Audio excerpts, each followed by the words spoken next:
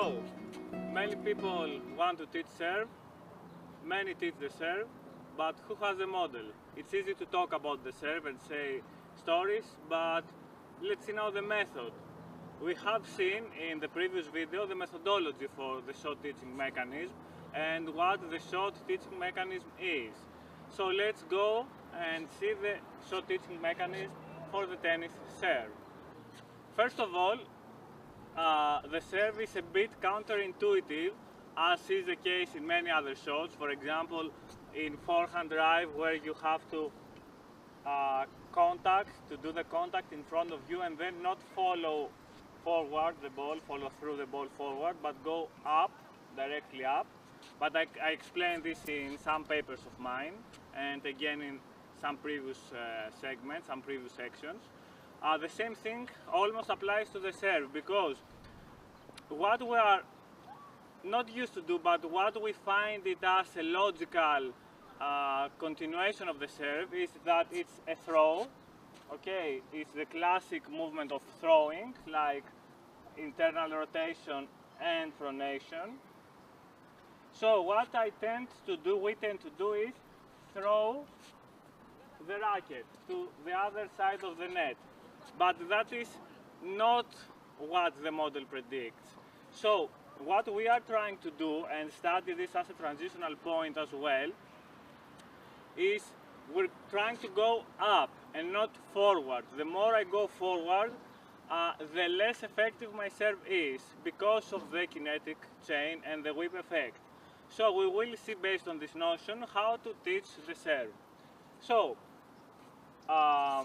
we have three variables. So the first is the movement of the lower arm racket system, the swing. The second variable is turning.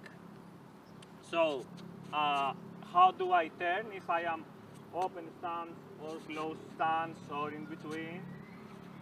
And the third part is bending. It's like I have stepping in other shots, but here I have bending. I do this with my whole body. So let's start trying to perform this upward throw and not forward throw.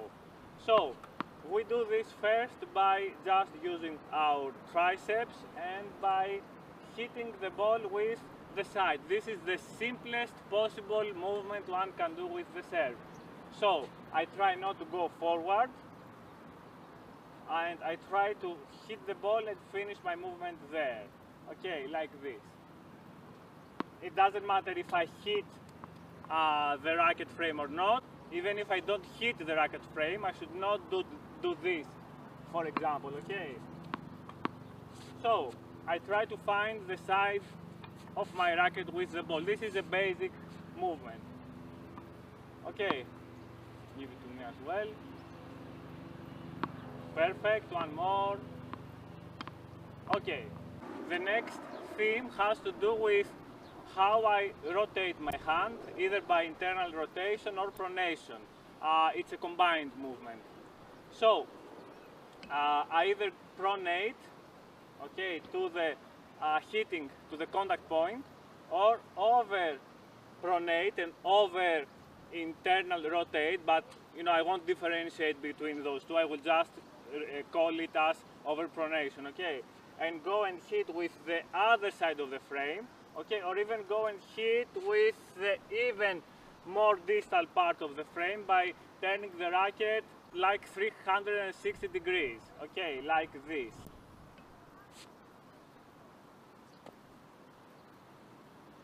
So for example, I could do this, I could do this,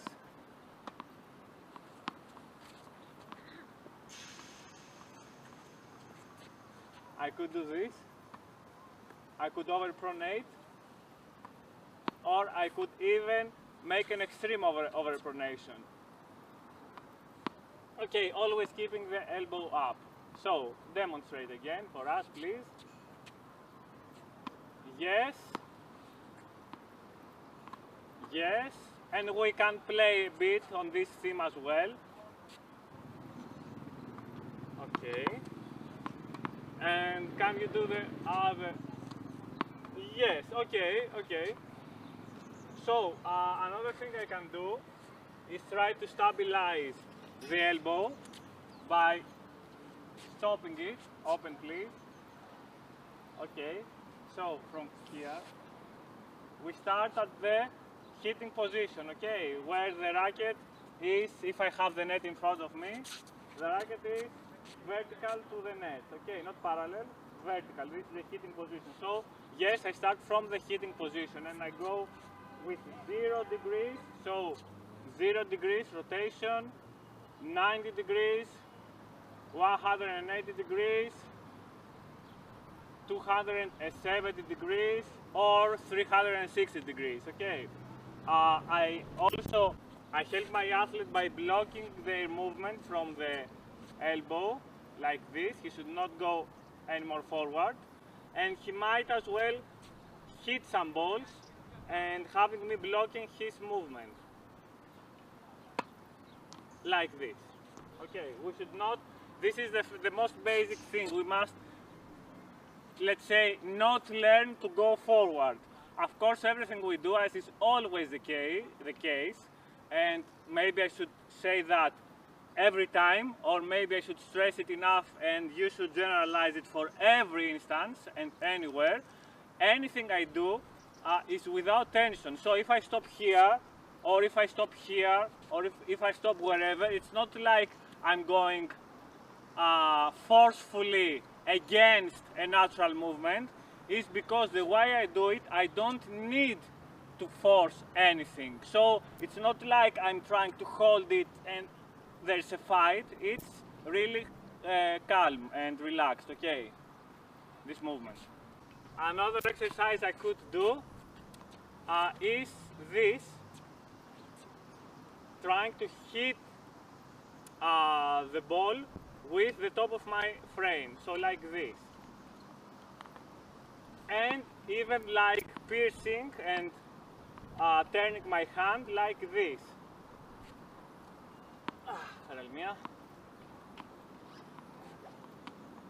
Okay, so now I'm always in the swing phase, okay, not in the turning phase, not in the bending phase.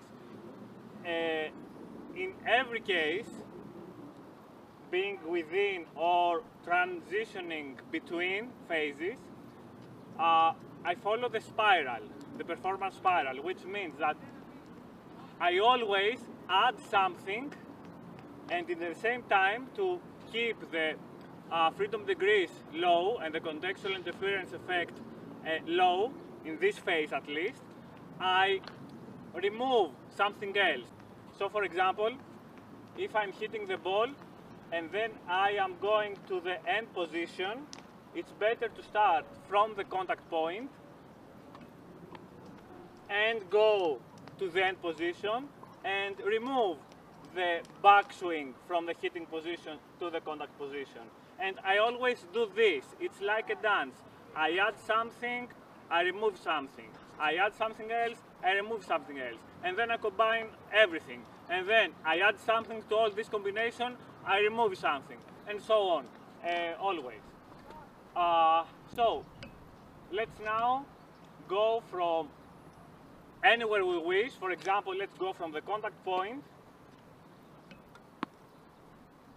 which is also a very simple exercise which we might wish to do. It's like we have a generator. If we understand the basic idea, we can generate hundreds of exercises. It's up to the coach to think which exercises are more useful for their athletes. Okay, so it's like I'm showing you now the method, you know the methodology, and you can produce many similar exercises. So of course I can just go from here. This is also a very important exercise because we have to learn to not use our hand at the contact point, so just be able to coordinate it very effectively. No, just go from the contact point. Okay, so completely still, and I try to learn to try, so to speak, to not try. This is the most important fact. When I'm trying, when when I'm addicted to trying, what I mostly do is destroy my technique and develop my neurotical self. So the basis of teaching the mechanism, as is the basis for teaching anything, is learning not to try, not to involve my ego, not to be like, oh, I will do it. No, it's just completely relaxed and without any effort at all. Okay, anything I do. If I have to stretch okay, sometimes I do yoga, and we will see yoga as well in the serve. It's a different thing to be in an uncomfortable position and try to relax there and again do nothing, than to do something and be forceful, try to do something, try to accomplish something, okay? So every time you see that you are trying to do something, stop it and go a step back. Remember the performance spiral. Do you agree? Yep.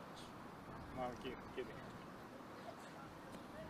So, let's go now. We are somewhere in the process of examining the swing, okay? We don't care about the legs, we're just facing the athlete. And so now we're trying to add the end position. So for example, we'll go from here to the end position. In the end position, of course, because of the whip effect, the elbow is completely still and even moves back a little bit, not while serving in competition, but as a model for better learning, for learning to hold it completely relaxed, so like this. Okay, it's not like I have to go back. Okay, if I just do it, the elbow doesn't move backwards, but if I want to learn it, then it's a very nice exercise to be able to hit something very hard behind me and not force my elbow at all, or sorry, force my shoulder. Okay, so when I hit, that's okay. Then I can hit and go back, but that's not forcing my shoulder. Okay, that's done completely without any force. So just start from the hit, from the contact point, and go until the end position. Okay, nice. Now I could also put a racket there.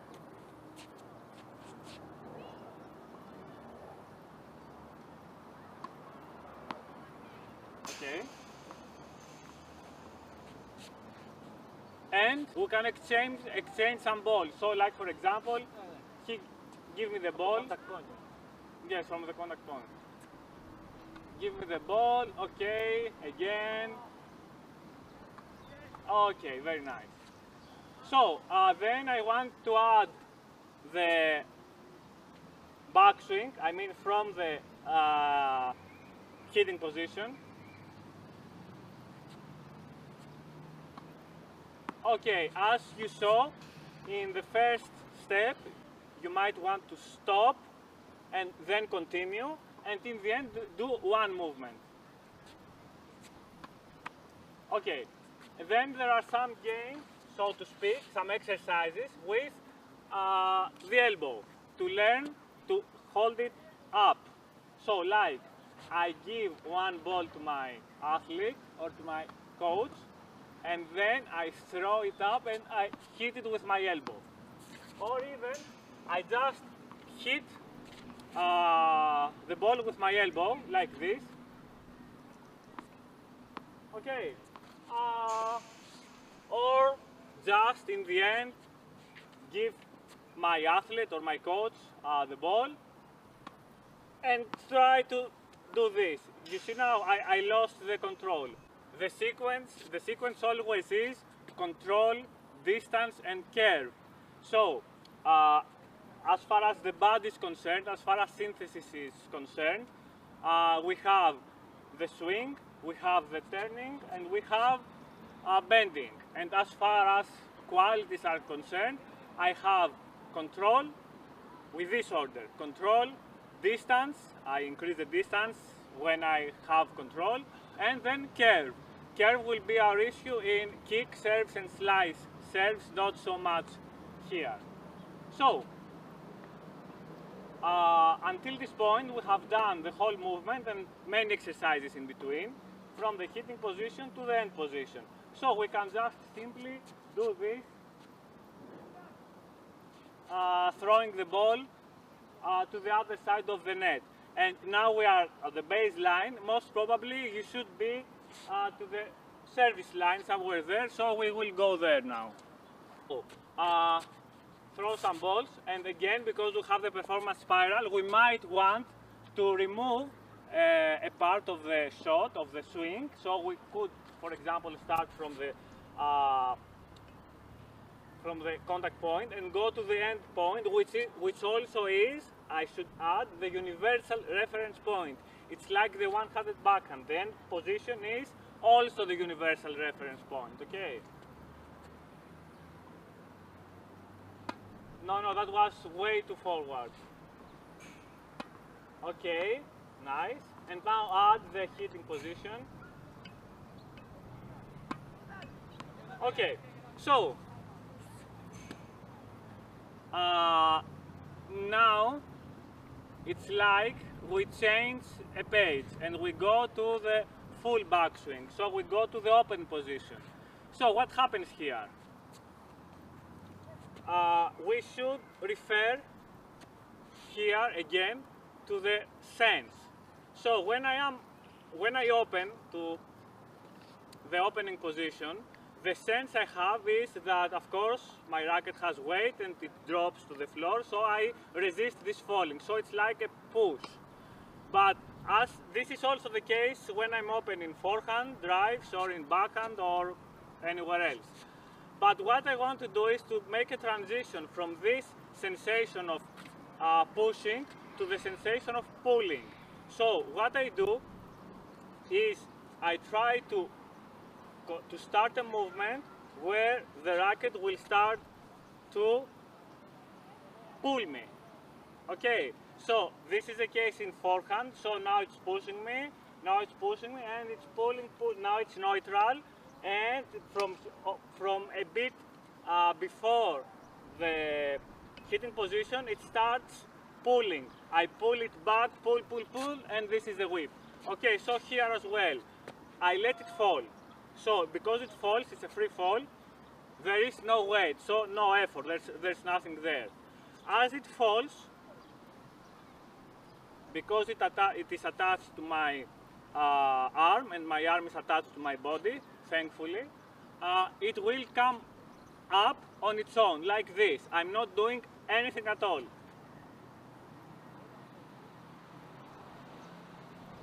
Okay, so you see that it goes down and it starts going up. So I study this. I study this sensation, okay? And when I find it, so to speak, I start taking advantage of it. So I start adding a bit of my own power, okay, to this. And I start seeing what happens. So it falls on its own, and when it comes up, I give a bit of force there.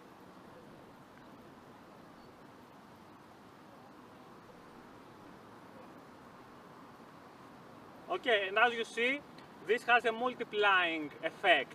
So I multiply the force, and then I will be able to come through the hitting position with a racket moving at a considerable speed. And when I go to the contact point, of course, I will have the maximum speed as well. So what I do is, for example, I do some circles.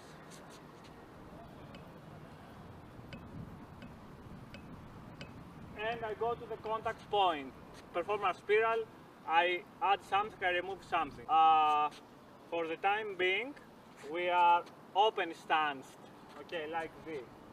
So when we go to the opening position, we have to stretch, and it's like yoga again, okay? So come here and let it fall, and we help it come up until the contact point, not more. I don't want to try to do the fastest serve in the world. I just try to accelerate it only until it reaches the contact point, okay? And here I'm starting also to turn my body.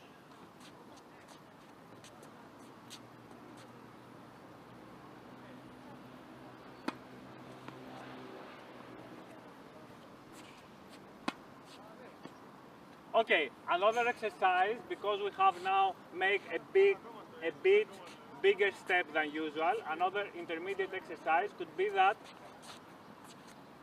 because now my legs are in open stance and my chest is looking at the side, maybe I want to go to the hitting position, stop, so just let the racket drop, stop, turn, throw the ball and go the rest of the way. So stretch there, nice, this is yoga. Let it fall, come parallel to the net, and now complete the movement. Now that was too much forward. Όλη την κίνηση. Όχι, καλά. Αυτό μια επαφή. Όχι, όλη την κίνηση μετά, όλη την κίνηση. Μέχρι το τελείωμα. Μέχρι το τελείωμα, απλώς πέφτει πολύ μπροστά την μπάλα.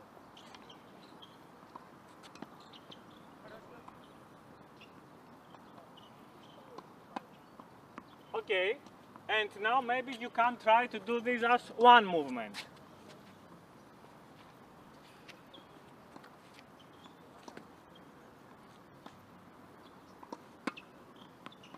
Okay, so the feeling should be pulling, and as you do it, an emotion starts to emerge, okay? The feeling could be something like a release, okay? And the emotion is, I don't know, something very personal, how you feel it. A unique combination of, for example, how should I describe it? Like happiness, excitement, comfort, and so on and so forth, okay? So, from then on, from emotions on, and this is not for now, but since we brought it up, if we study the emotions, then we go to art. Okay, so this is a connection between sports, self-expression, and art. Because whenever I do something and express my emotions, and then the next step is I could think of it in terms of art. And theater pedagogy is where gets in, and so on. So from here on, I start bending. Okay, so I start using my knees. So two things as far as bending is concerned. The first thing is that I should fight my natural tendency to use my body to throw the ball. Okay, I don't use my body to throw the ball, I use my body to throw the racket. So it's not I do this. Okay, so what I do first is just have a completely silent body and just do hand up and do the swing. And the second thing is do an opposing movement. So what I do is my hand goes up, my body goes down like this. Okay, so here I start including bending as well. So the most basic movement is the opposing movement of the hand and the body, so like this. And then I throw the racket with my body. So again, I can study the mechanism, like with the inclusion of bending, and finish it. See how I accelerate it? It's very dangerous for the shoulder if I force it. I never force it. It comes on its own, and as it comes, as it pulls me, pull it a bit, pull it a bit. As it pulls me, I pull it back, but respecting its inertia, okay? So, if I include everything, that is yoga, bending, and the movement, then I could hit a normal serve. This is a normal serve, this is a typical serve. And I could move all the way to the back, so this is another variable. I go to the back towards the baseline, and if I can go to the baseline, so if I can go to the baseline and hit a really fast serve with open stance, because I have very good techniques, the technique is the power. The power comes from the technique, not from me. This is egoistical, this is selfish. I don't produce the force, the speed. My body does it on its own if I respect the way it moves, okay? So if I can be with open stance and can hit a very fast serve, then when I come to the square position and I start doing weight transferences, my serve will be even faster. Okay, here I must check that the elbow is closed, okay? And maybe I want sometimes for my athlete, just to check how relaxed the shoulder is, to hit a serve and hit my hand with their elbow. So do it once. One more.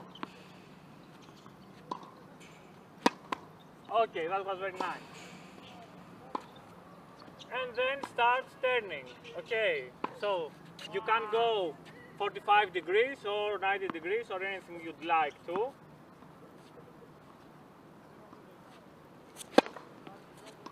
Okay, so from here I start on my back leg, and I told you I throw, and while throwing I go down and shift my weight as well, okay? And I don't care if you move this forward or keep it backwards, I only care that you shift your weight to your front leg and then release, driving with the front leg, of course. Okay.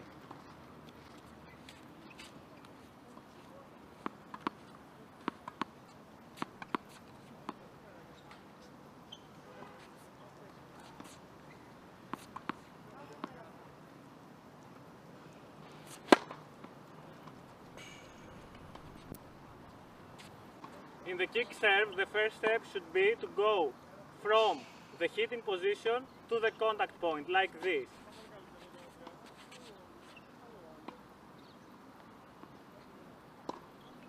And now the hitting position, the racket is not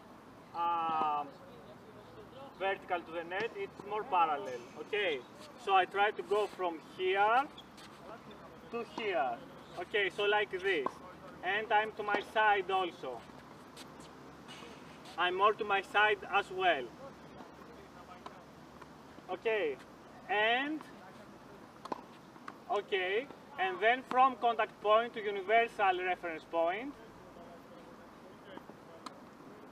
From the contact point until the universal reference point, okay? Maybe first until the full extension of the arm, okay? And continue until the universal reference point, which is not the same as flat serves, because in flat serve the universal reference point is here. For kick serve, it's more to the side, okay? And then try to add curve to the ball, either doing these two parts or doing the whole movement. But I try to add curvature. Yes, very nice, very nice. And for slices, we have two kinds of slices. The first one is different kinematics, and the second one is the same kinematics as the kick serve, so it's like I'm pronating and stuff. I prefer the first style, which is an internal rotation. It combines internal rotation and supination, so I prefer this. So again, it's the same. I go from the hitting position to the contact point here, until the contact point, and I go like this, and I try to add distance and curve. Okay, I try to control it.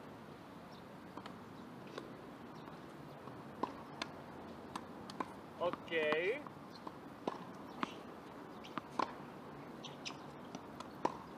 know to me.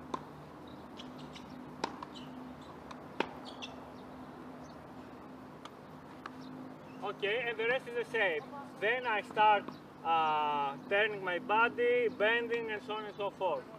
So then I go, of course, to the court, either to the service line or to the baseline, and I repeat the same exercise. Okay, and trying to put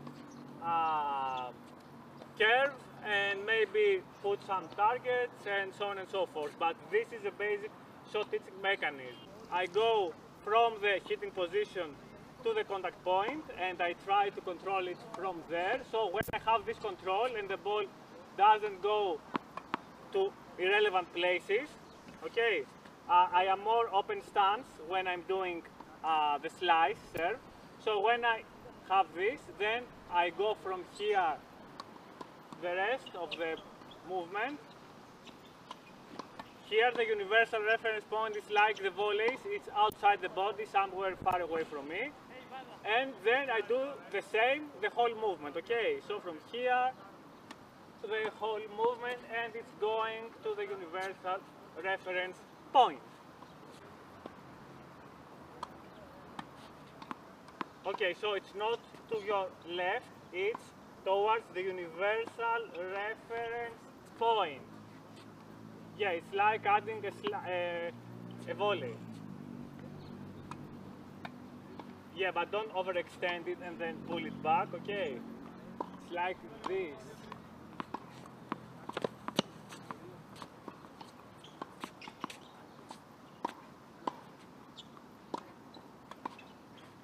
Okay,